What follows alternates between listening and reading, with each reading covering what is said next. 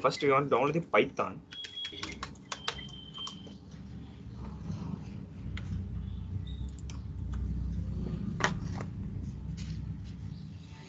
For Windows.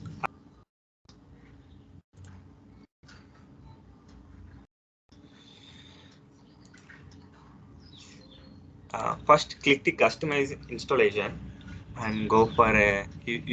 Make sure everything is okay and install for all users. In our system, if you are using, you can click this button. And the most important thing is add Python to environment variables. This it will add a path. Okay, so we want to mention this also. Install. It will ask for admin. It's my own system, so I'm giving you this link.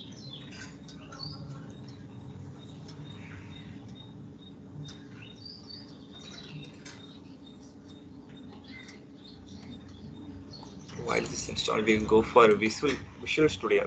This is for beginners. It will be very good to use. So I'm going with Visual Studio Code. Visual Studio Code.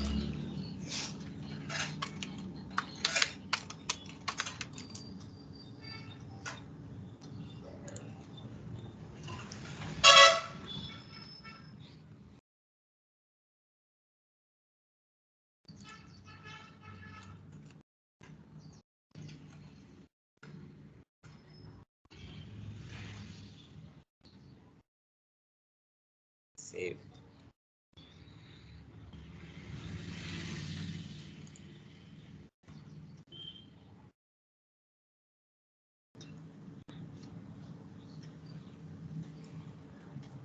Okay. To check Python installed in the system, we go to command prompt. We can Python. Yeah, it's running.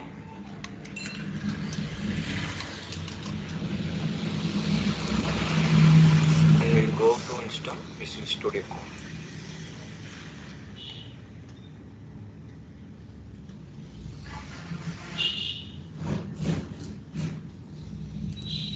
Give accept.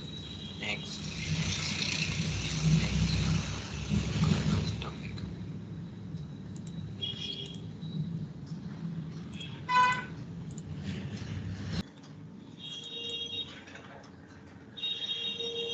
Close this.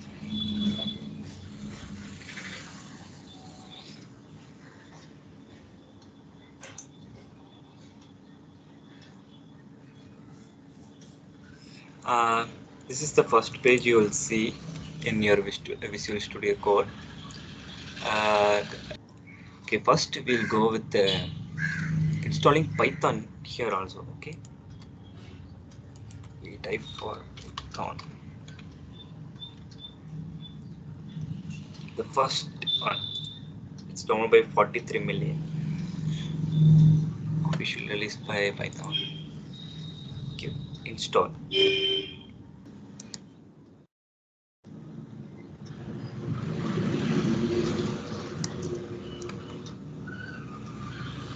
Now installed. Okay. When we write a code, we want to run it. So we need a command or anything. There are many ways to run the code. We'll use something called code runner.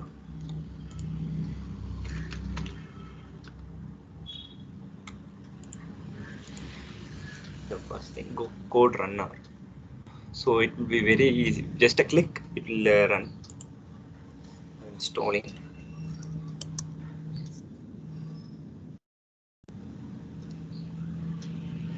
And you can see this will be a shortcut. Control Alt N to start run the code. To start the stop the code, use Control Alt M.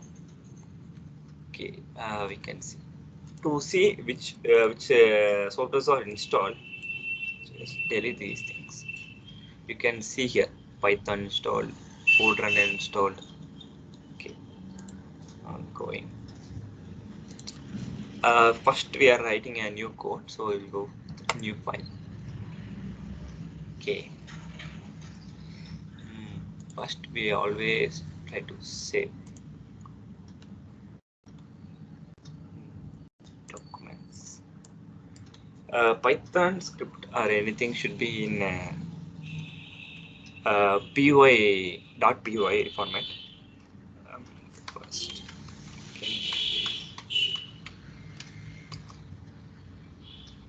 okay. Now we have installed Python and Visual Studio.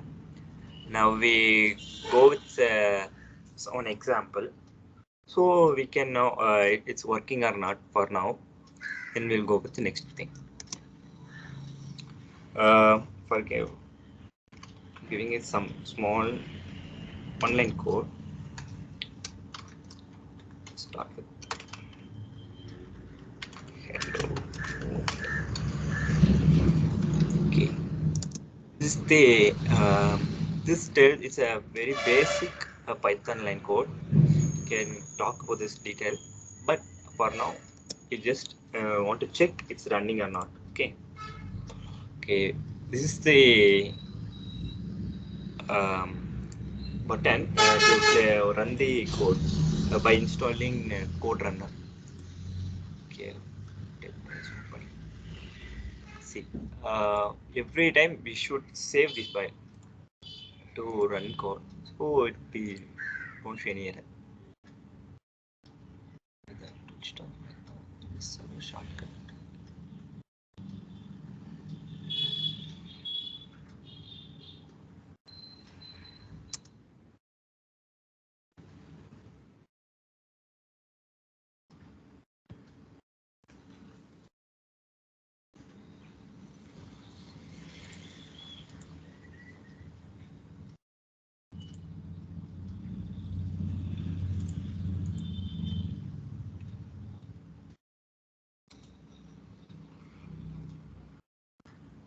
Uh, you can see here hello world, it's running. Okay, then another thing is if you want this one is a first example for installing and running the code. Okay, next we go with the sheet. Okay. Um, these are the concepts we are going to see today. As I mentioned before, please install as I showed in the video. And if you install only, you can start testing yourself for writing any small code also. You can start using your Visual Studio. It's okay. First, we want to go in for talking to Python. How we talk to Python? Using which mode we can using it? We can talk easily to Python. Uh, if you go command prompt, for example, Python, you can see here. Here it's asking what to do. This line. Here we will tell like print hello world.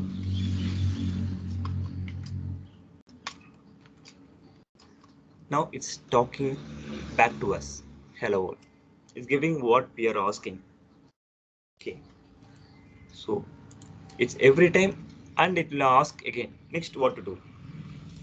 It's the magic of Python. Okay. Here we can see the example. The assign this x is a variable and we giving a value 1 to it and stored in x. Then we are printing x. It will give output 1. Then we are adding this variable x equal to x plus 1. Here already will be 1 and we are plus 1. Then we print x. It will give 2. This is a very basic example how we are talking to a Python language. Here you can use exit to come out here. Exit or quit. Both do the same work. For now we're using quit. We came out of Python. Yeah. Uh, we will go about variables deep later, but for now, these are the reserved words. These are some words we cannot use it as a variable name.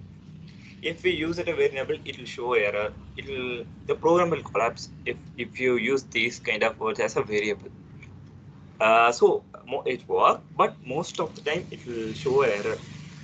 Okay, that we computer Python will get confused because of this. So these are some examples we should not use as a variable name. False, class, return is finally. We will talk about one by one in later fail, but for now you can have a snapshot of this and you can use it. Okay, Python script. Python is an interactive. Okay, it's if we running a code like a 3 line, a 4 line of code, it's okay. We can just go to Python. We can type here anything, and we will get the output. But most of the line, like I have mentioned, most of the Python code be like a very large file, very large lines, very huge number of uncountable lines. So we want to save it as a script, and we should run it.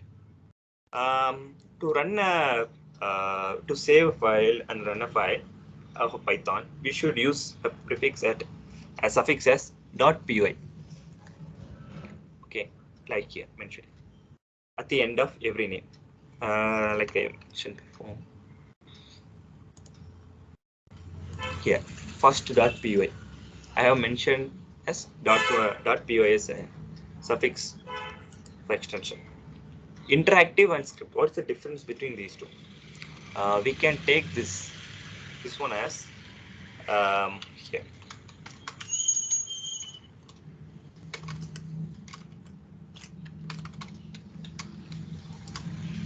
This is interactive. At the second we are getting output, and you can see this is the only one line code. So there is no need to be there is no need for going for many very big code. It's a very small code. So we are using this. If we want to run a big script, okay, so then we go for script. Here, there are major three steps in Python. You should aware of it before going to programming. This is the sequence steps. Sequence step, as I give an example before. This one. This is the sequence steps. If we give x equal to 1, it's a one step. Print x, it's another step. This is another one by one steps executing after finishing of previous code. Like that same thing. If we given x equal to 2, the value stored. Sequence 1 step finished. Sequence step 2 goes to here. We are entering print x. It will give output 2. Then we are going to sequence to next step. X plus 2 equal x equal to x plus 2. Then it will store a value 4 in x. Then we are going to print x. Then we'll print a 4. We can execute in sequence way in your using command prompt also, or we can write this line, this program line in a .py script, and we run also. We'll get the same sequence of output. The next thing is conditional steps. We have before we go into conditional loop everything. We want to know what are the import steps. I'm just giving an import. No need to go with deep inside this. Just want to know how it. What are the things we want to differentiate? What is conditional steps? What is sequence step? Everything we want to differentiate. So I'm giving this example. Here we are giving one condition. X equal to 5 and x is smaller than 10. We are giving a condition here. X is smaller than 10. We will check. If it's smaller, it will give smaller output. And again go for another step. It will check for x is greater than 20. No, it's not greater than 25. So this one will be skipped. This is the usage of condition. Okay, it will go sequentially, and it also at the same time it will check for condition. And if everything is fine, we'll print fine. sequence. Then repeated steps. The last step you should know aware of repeated steps. Here the loop system comes inside, like while loop, for loop. These steps are repeated again and again, so only called steps.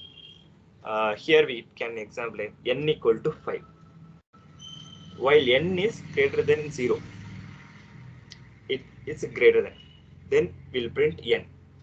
And here you will subtract 1. It will go -4. Then you will go back. And 4 is greater than 0. It will check. Yes. Then we will print 4. Like that. These kind of steps will repeated again if the condition becomes false. It will go sequentially from top to bottom, and it will check condition is there, and if the condition to go, and if there is a loop, it loop is executed. These are the main 3 steps to be aware of it. This is the one small story, like example for these 3 example: sequential, repeated, and condition. I have differentiated the color also. These yellow lines are like sequential input. Like if we give an input, it'll go to another line. Okay, so LM mentioned that one. Like command, we are using like command, using like print hello. It will print the same thing. And we going for repeater. The green lines are, you can see like I used as a for loop. In for loop, there is repeated times of code running. And in orange color, yeah, in this orange color mentions that condition. It will check for condition is true or false. This is a small example. Here, first we will get input from the file from the user. Then we go for input sequence of looping system. It is how to calculate the counts. How many words are in there? This is a small story of that. And it will check every time it comes inside. It will check if count is big, or which we want to send the which word is very huge line. Okay, so only doing that. Okay.